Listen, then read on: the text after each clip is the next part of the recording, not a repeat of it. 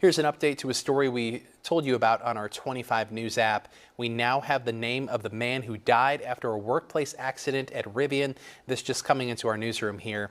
Just after 1:30 yesterday afternoon, the Normal Fire Department was called to the Rivian warehouse in Normal. 61-year-old Kevin Lancaster of Hayworth was pinned between a loading dock and a semi-trailer. A life flight had been requested. They got him out, rushed him to the hospital. However, he did not survive, and it's not clear how that happened.